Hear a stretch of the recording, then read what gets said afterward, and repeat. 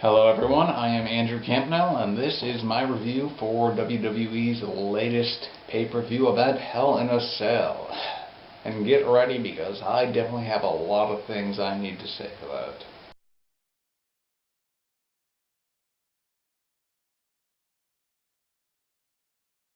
Let's break it down and start off with the first match of the night, Cesaro-Ziggler.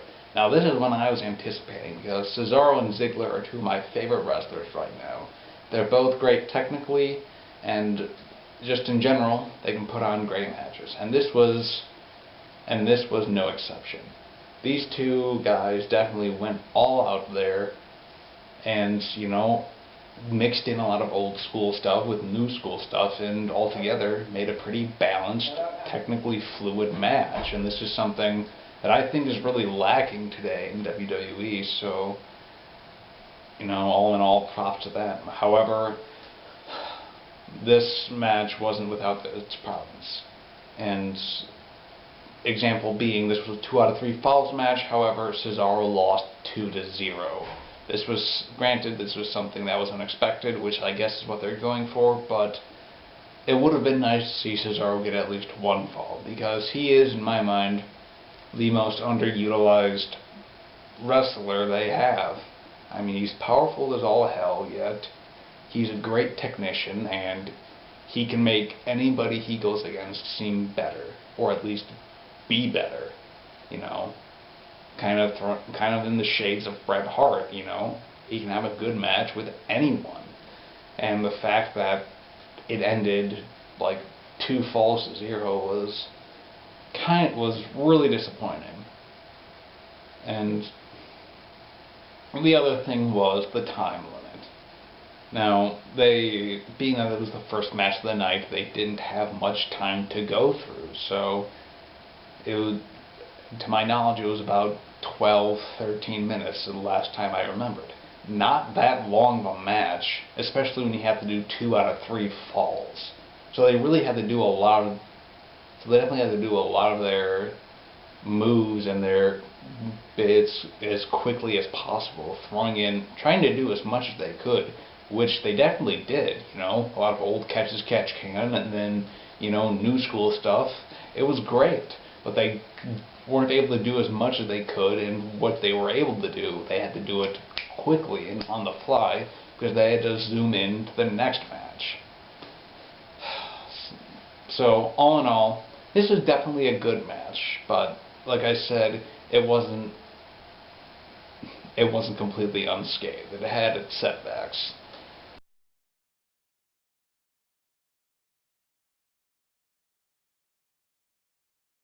And with that, we go into the Bellas match between the Bella sisters, Nikki and Brie. Now this was by far the biggest surprise tonight, because I did not expect this one to be as good as it was. I mean, granted, it wasn't amazing, but it was still pretty good. I mean, for one thing, it's definitely shown that both the sisters have improved a lot in terms of their wrestling abilities, and definitely be interesting to see, especially towards Survivor Series, how it's, what the future holds, what's, going to happen next. It's definitely going to be interesting. So, all in all, pretty damn good, at least from what I was expecting before.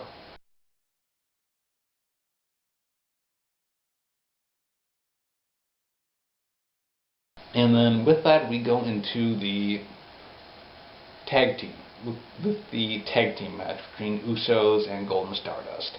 Now, I don't have much to say for this. This was a good match, but we've seen it before. Case in point, Night of Champions.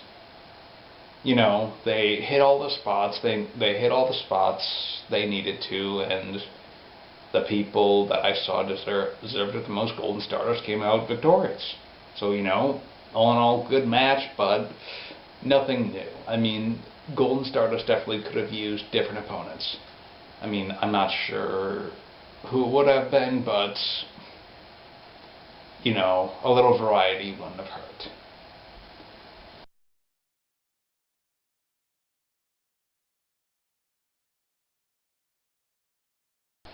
Now, here we go into... This was, in all honesty, this was the match that I didn't watch, because I skipped it.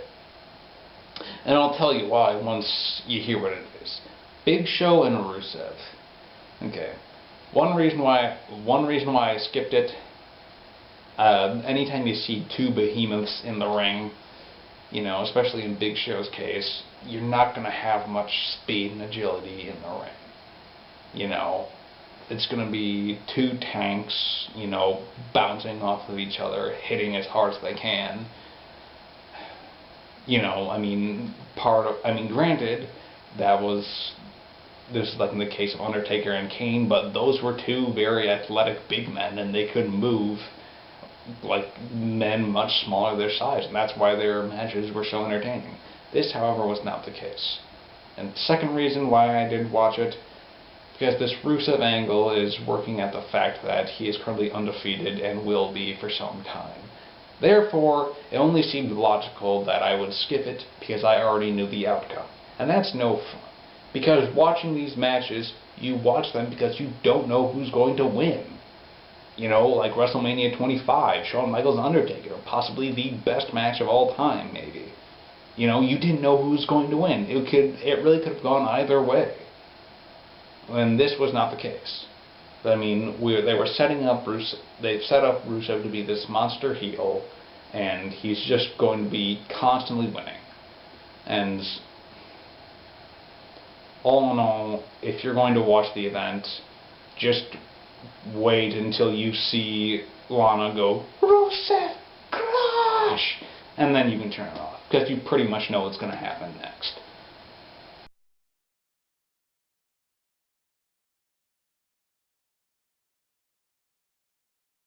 And with that, I believe, transitioned into the first main event of the night, Cena Orton. I mean, I'm shaking my head at this because while it was a good match, again, this was something that we've seen before. Even more than Usos and Golden Stardust. I mean, these men have been in the business for a while, since 2002.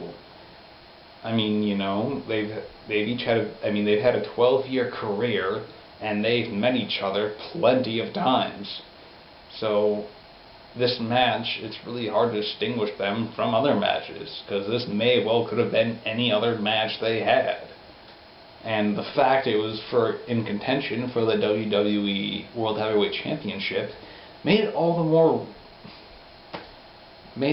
more dismal. Like I said, it was a good match, but it's something we've already seen, and the fact that Cena won was just really, because this will be, I believe, the third time Cena and Lesnar face off the next time they meet. And that's not something I want to watch again. I mean, it was because he's already lost twice. There's no reason for him to go again. I mean, at least with Orton, it would have been something different. So, yeah, that's pretty much all I have to say about that. I mean, they hit some good spots, you know, AA through the table, countering an AA into an RKO, you know, the usual stuff. Entertaining to see, but we've seen it before, and quite frankly, they could have done better with this. Maybe throw in Cesaro, hint hint again, WWE, but what can I say? I can't be too cynical.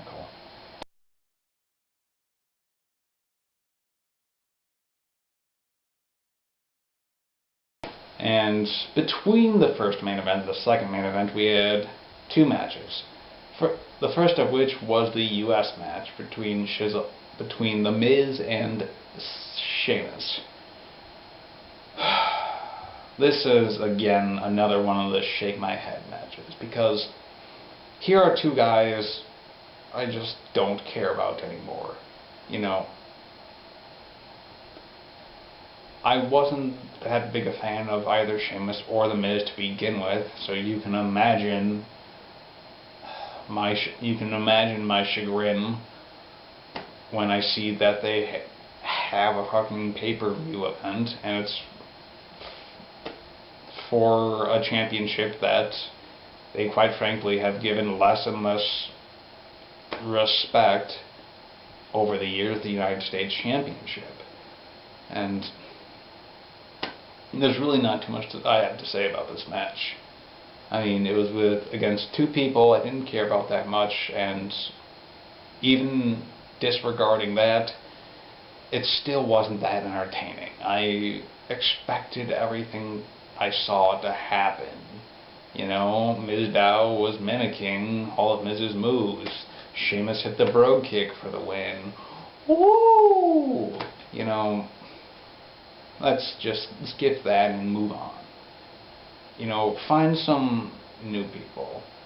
They definitely did need to be in that position. Personally, I thought, you know, they should have switched that one out with Ziggler or Cesaro, because that was a match that definitely deserved more time to develop. But regardless, that was my thoughts on the match.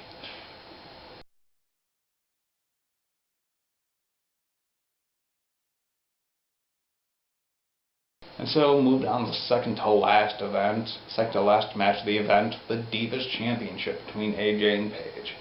Now this is, again, it wasn't too, you know, spectacular, and that's something that honestly kind of sucks, because these honestly are two, because honestly AJ and Paige are talented as hell, and you know, they deserve something better than this, but they have this angle that sort of makes no sense, and this feud basically seems like it was written on a cocktail napkin in 5 minutes and then forgotten about. You know, I'm not exactly sure how it started, and I was never exactly sure to begin with who was supposed to be the face and who was supposed to be the heel. And the fact it lasted so long made it all the more confusing and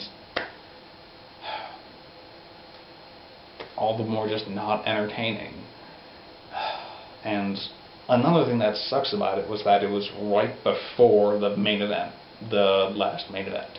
This is typically known as the death spot, and that's where mostly nobody watches.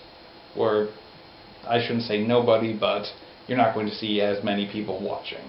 That would be typically where the people would get up to use the bathroom or get a beverage or something like that. And you know, I feel bad for the two. I felt bad for them, because, like I said, they're talented as hell, and I know they can put on great matches. And the fact that they put them in that such a shitty spot, and gave them such a shitty angle and feud to work with,